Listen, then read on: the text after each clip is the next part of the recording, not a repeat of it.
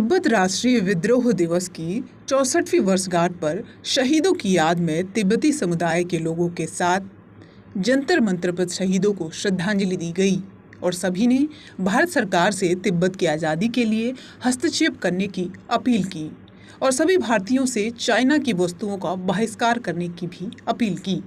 इस अवसर पर आचार्य येसे फुनसोक जी, पूर्व deputy speaker CTA, Bharat Tibet समन्वय संघ की राष्ट्रीय महामंत्री महिला विभाग श्रीमती संध्या सिंह जी, दिल्ली प्रांत संयोजक श्री रॉबिन शर्मा जी, राष्ट्रीय महामंत्री युवा विभाग श्री कुणाल यादव जी, उपाध्यक्ष दिल्ली प्रांत महिला विभाग श्रीमती साधना चौधरी जी, उपाध्यक्ष दिल्ली प्रांत महिला विभाग श्रीमती पारुल गुप्ता जी, दिल्ली प्रांत जिला मंत्री महिला विभाग श्रीमती वंदना महाराज जी, प्रांत संयोजक श्री अजित दुबे जी, तारिक जी, राकेश जी, भविष्य जी, रजत जी, करिश्मा जी आदि लोगों का तिब्बती समाज के प्रति विशेष सहयोग रहा।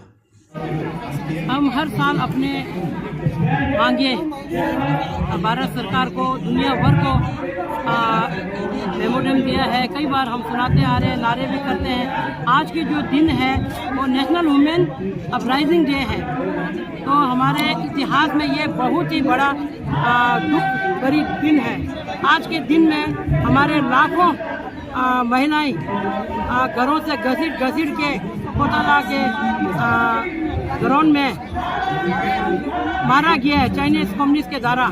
अपने ही देश में अपने को देशद्रोही का इल्जाम लगाना, इससे बड़े दुखद की बात शायद ही कोई ना हो। तो हम हमेशा ये चाहते हैं कि हमारे 12 मार्च को हम हमेशा आते हैं, आगे भी हम आते रहेंगे जब तक हमारे देश में आज़ादी ना हो और दलाई लामा जी के राजदूत से उनके वार्तालाप ना हो। हम हमेशा इसी तरह से शांतिपूर्वक पीस मार्च निकालते रहेंगे। माना इस टाइम हमारे हिंदुस्तान गवर्नमेंट हमारे साथ में ज़्यादा साथ नहीं भी दे रहा होगा, इसका हमें दुख नहीं है। हम जब से आए हैं हमारे को स्थान दे रखा है, हम यहीं पे रहते हैं। तो हम चाहते हैं कि एक दिन अगर सरकार नहीं भी बोल पा रहा है तो कोई बात नहीं है, जन जन में इसकी आवाज़ जाएगा और हमारे भारत सरकार के कोने कोने तक, दुनिया के कोने कोने बच्चे बच्चे को मालूम होगा कि तिब्बत देश सिर्फ तिब्बतियों का है, ना चीन का है, किसी का भी नहीं है। और 13वीं दलाई लामा का कैंप है और 24 साल 25 साल तक तिब्बत आज़ाद थे, आगे भी तिब्बत आज़ाद होगा। और भारत सरकार और हमारे भारत सरकार से क्या मांग रहेगी आपकी? भारत सरकार से हमारे मांगे रहेंगे कि वो हमारे आवाज़ जो चीन के नेता से बात करें और जो भी हमारे राष्ट्रीय दूत हैं और मीडिया है उनको भेजिए और हमारे सुलह कराइए, तिब्बत को आज़ाद कराइए और हमारे जो धरोहर है तिब्बत का उन्हें डिस्ट्रॉय करने से बचाए।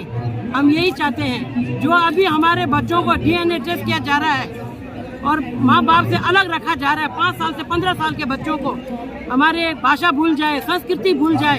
इसलिए हम चाहते हैं कि हमारे बच्चों को हमारे सोसाइटी में रखें और तिब्बत के लैंग्वेज पढ़ाया जाए, उनके बारे में जागरूकता दिया जाए। तिब्बत में आज़ादी हो और मानव अधिकार हो, उनको हर इंसान का मानव अधिकार होता है तो तिब्बत में भी होना चाहिए, मीडिया अलाउड होना चाहिए। ये हमारी मांगे हैं। लोगों का 1954 में 12 मार्च को वहाँ पे नरसंहार हुआ था। चीनियों ने तिब्बती भाई बहनों को बहुत कष्ट पहुँचाया, औरतों को मारा, वहाँ के जो पुरुष हैं उनकी जान ली, उनके घर में घुस के उनको तकलीफ़ें पहुँचाई, उनके बच्चों को उठा के ले गए। तो आज भी वहाँ पे वही सब चल रहा है, आज भी ख़त्म नहीं हुआ है। और तिब्बत हमारा भारत देश का ही पार्ट है, वो अलग नहीं है भारत देश से। हमारे बस हम लोग, हमारा भारत तिब्बत समन्वय संघ इसी चीज़ पे काम कर रहा है कि किसी भी तरह से तिब्बत की आज़ादी होना बहुत ज़रूरी है। जहाँ तिब्बत ही आज़ाद हो जाएंगे तो हमारे भोलेनाथ का मूल स्थान कैलाश पर्वत पर है और वो भी अपने मूल स्थान को भी हम आज़ाद करा पाएंगे।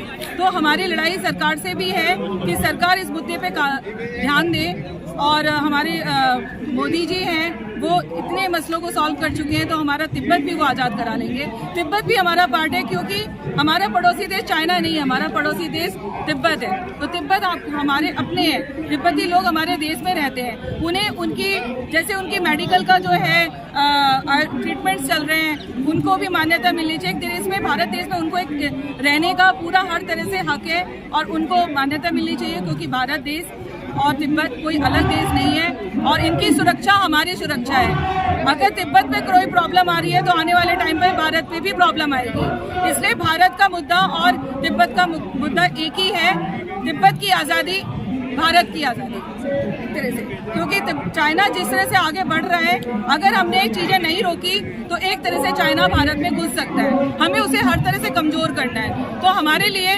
तिब्बत भी ज़रूरी है, तिब्बत की आज़ादी ज़रूरी है। हम परम पूजनीय दलाई लामा जी, अभी ऐसा नहीं है कि भारत सरकार सुन नहीं रही है, काफ़ी हद तक अब ध्यान देने लगी है। और आने वाले टाइम पे अब आप देखिए ना कि जब तक इसको जन आंदोलन नहीं बनाएंगे, जब तक एक एक व्यक्ति भारत का तिब्बती लोगों के सपोर्ट में नहीं आएगा, तब तक ये आवाज़ हमारे सेंट्रल गवर्नमेंट की तरफ भी नहीं जाएगी, क्योंकि हमें इसको जन आंदोलन बनाना पड़ेगा। और ये हमारे लिए भी सुरक्षा की बात है। हम लोग सोच नहीं पा रहे हैं, हमारे भारतवर्ष के लोग नहीं सोच पा रहे हैं कि चाइना किस तरह से लोगों पे हमला कर रहा है, लोगों को तकलीफ पहुंचा रहा है और उसके अंदर इंसानियत नहीं है। आपने बीच में कोविड का देखा ही था। अगर हम चाहें तो हम एकजुट हो जाएं, चाहे तिब्बत हो, चाहे भारत हो, सब लोग मिलजुल कर इस मुहिम को आगे बढ़ाएं, हर तरह से कमज़ोर करा जाए चाइना को, तो एक दिन तिब्बत आज़ाद हो जाएगा और भारत की सुरक्षा भी बढ़ जाएगी।